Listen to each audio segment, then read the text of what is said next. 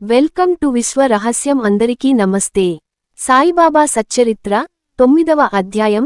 గణేష్ దాదా శ్రద్ధ, సబూరి ప్రాముఖ్యత, బాబా ఉదారత.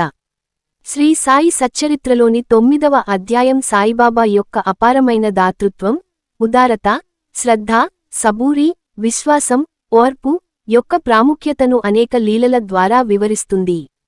ఈ అధ్యాయంలో కొన్ని కీలక సంఘటనలు, ముఖ్యంగా గణేష్ దాదాకు సంబంధించినవి, మరియు బాబా తన భక్తులకు ఎలా మార్గనిర్దేశం చేశారో ప్రస్తావించబడతాయి. ప్రధాన అంశాలు: బాబా దానగుణం మరియు ఉదారత. సాయిబాబా ఎప్పుడూ తన దగ్గర ఏమీ ఉంచుకోలేదు. ఆయనకు దొరికిన డబ్బును లేదా కానుకలను వెంటనే ఇతరులకు పంచిపెట్టేవారు. ఇది ఆయన నిర్మమకారాన్ని, అనాసక్తిని తెలియజేస్తుంది. ఆయన ఇచ్చిన దానిని, బియ్యం, గోధుమలు, నూనె మొదలైనవి, తిరిగి అడిగేవారు కాదు. ఆయన ఉదారతకు అంతులేదు. ఆయనకు ఏదీ సొంతం కాదు, అంతా భగవంతునిదే అని ఆయన నమ్మేవారు. గణేష్ దాదా మరియు ఆయన భార్య లీలలు. గణేష్ దాదా బాబాకు ఒక గొప్ప భక్తుడు. ఆయనకు తీవ్రమైన ఉదర సంబంధిత వ్యాధి ఉండేది. ఎంతమంది వైద్యులను చూపించినా నయం కాలేదు. గణేష్ దాదా భార్య ఒకసారి షిర్డీకి వచ్చి బాబాను దర్శించుకుంటుంది. ఆమె తన భర్తకు ఉన్న రోగం గురించి బాబాకు వివరిస్తుంది. బాబా ఆమెకు ఒక చిన్న పవిత్రమైన బూడిద, ఉది, ముద్దను ఇచ్చి, దానిని ఆమె భర్తకు నీటిలో కలిపి తాగమని చెబుతారు.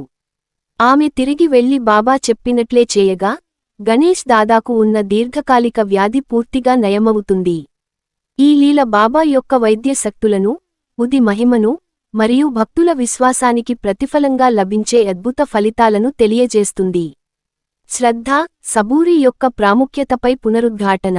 గణేష్ దాదా విషయంలో, ఆయన భార్య బాబాపై ఉంచిన అచంచలమైన విశ్వాసం, శ్రద్ధ, మరియు రోగం నయమయ్యే వరకు ఆమె చూపిన ఓర్పు, సబూరి ఎంత ముఖ్యమో ఈ లీల ద్వారా స్పష్టమవుతుంది.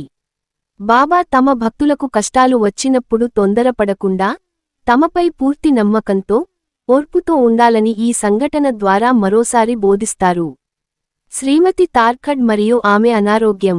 ముంబైకి చెందిన శ్రీమతి తార్ఖడ్ అనే భక్తురాలు తీవ్రమైన జ్వరంతో బాధపడుతుంటుంది. ఆమె షిర్డీకి రాలేకపోతుంది. ఆమె తరపున ఆమె భర్త, లేదా మరెవరైనా బాబాను దర్శించుకుని ఆమెకు ఉదిని తీసుకెళ్తారు. బాబా ఇచ్చిన ఉదిని ఉపయోగించిన వెంటనే ఆమె జ్వరం తగ్గి, ఆరోగ్యం కుదుటపడుతుంది. ఈ సంఘటన కూడా బాబా భౌతిక దూరాలకు అతీతంగా పనిచేయగల శక్తిని, మరియు ఉది మహిమను తెలియజేస్తుంది. చిన్న కష్టాలను కూడా దూరం చేయడం. ఈ అధ్యాయంలో బాబా తమ భక్తుల పెద్ద సమస్యలనే కాకుండా, చిన్న చిన్న కష్టాలను కూడా ఎలా దూరం చేశారో ప్రస్తావించబడుతుంది. ఆయన భక్తులకు చిన్నపాటి అసౌకర్యం కలిగినా, దానిని కూడా దూరం చేయడానికి ప్రయత్నించేవారు. ఇది బాబా యొక్క మాతృ ప్రేమకు నిదర్శనం. 9వ అధ్యాయం సాయిబాబా యొక్క ఔదార్యం, నిస్వార్థ సేవ, మరియు భక్తులపై ఆయనకున్న అనంతమైన కరుణను తెలియజేస్తుంది. విశ్వాసం మరియు ఓర్పుతో కూడిన భక్తికి బాబా ఎలా ప్రతిఫలమిచ్చేవారో, మరియు ఉది ఎలా ఒక శక్తివంతమైన సాధనంగా పనిచేసిందో ఈ అధ్యాయంలోని లీలలు స్పష్టంగా వివరిస్తాయి. సాయిబాబా సచ్చరిత్ర 10వ అధ్యాయం. షిర్డీలో దేవి ఉత్సవం, నామస్మరణ మహిమ, కాకా దీక్షిత్ సోదరుని వివాహం. శ్రీ సాయి సచ్చరిత్రలోని 10వ అధ్యాయం సాయిబాబా యొక్క సార్వజనీనత, దైవశక్తి, మరియు భక్తులకు మార్గనిర్దేశం చేసే తీరును వివరిస్తుంది. ఈ అధ్యాయంలో హిందూ పండుగల పట్ల బాబాకున్న గౌరవం, నామస్మరణ ప్రాముఖ్యత, మరియు బాబా తమ భక్తుల వ్యక్తిగత జీవితాలలో కూడా ఎలా సహాయం చేశారో కొన్ని లీలల ద్వారా వివరించబడతాయి. ప్రధాన అంశాలు: షిర్డీలో దేవి ఉత్సవం, నవరాత్రులు. షిర్డీలో ప్రతి సంవత్సరం నవరాత్రులు, దేవి ఉత్సవం ఘనంగా జరుపుకునేవారు. ఈ ఉత్సవాలలో బాబా స్వయంగా పాల్గొనకపోయినా, ఆయన ఆశీస్సులు, ప్రేరణతోనే ఈ పండుగలు జరిగేవని రచయిత పేర్కొంటారు. ఈ సమయంలో భక్తులు బాబా ముందు దేవీ స్తోత్రాలు, భజనలు చేసేవారు.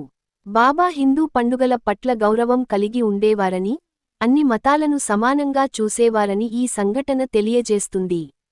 ఆయన సర్వమత సామరస్యాన్ని ప్రబోధించారు. నామస్మరణ మహిమ. ఈ అధ్యాయంలో దేవుని నామస్మరణ, జాపము యొక్క ప్రాముఖ్యతను బాబా బోధించారు. కేవలం భగవంతుని నామాన్ని శ్రద్ధగా జపించడం ద్వారా అన్ని కష్టాలు తొలగిపోతాయని, మానసిక ప్రశాంతత లభిస్తుందని తెలియజేస్తారు. బాబా స్వయంగా రామనామం జపించాలని ప్రోత్సహించారు. రామనామం అంతటి గొప్ప నామం మరొకటి లేదు. రామనామాన్ని జపించడం ద్వారా మీ మనసు శాంతిస్తుంది అని ఆయన చెప్పేవారు. ఇది భగవంతునిపై విశ్వాసం, నిరంతర ధ్యానం యొక్క ప్రాముఖ్యతను నొక్కి చెబుతుంది.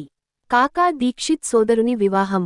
బాబా యొక్క అత్యంత సన్నిహిత భక్తులలో ఒకరైన కాకా దీక్షిత్ సోదరునికి వివాహం జరగడంలో కొన్ని అడ్డంకులు ఏర్పడతాయి. ఈ విషయానికి బాబాకు తెలియజేసినప్పుడు బాబా తమ ఆశీస్సులు అందిస్తారు. బాబా ఆశీస్సులతో అడ్డంకులన్నీ తొలగిపోయి కాకా దీక్షిత్ సోదరుని వివాహం విజయవంతంగా జరుగుతుంది. ఈ లీల బాబా కేవలం ఆధ్యాత్మిక సమస్యలకే కాకుండా భక్తుల వ్యక్తిగత, ప్రాపంచిక సమస్యలలో కూడా జోక్యం చేసుకుని సహాయపడతారని, వారికి శుభం కలిగించేవారని తెలియజేస్తుంది. దత్తాత్రేయ స్వామిని పూజించడం. ఒకసారి షిర్డీకి వచ్చిన ఒక భక్తుడు దత్తాత్రేయ స్వామిని పూజించాలని అనుకుంటాడు. బాబా తన దివ్యదృష్టితో ఆ భక్తుడి మనసులోని కోరికను గ్రహించి అతడిని దత్తాత్రేయుడిని షిర్డీలోనే పూజించమని ప్రోత్సహిస్తారు.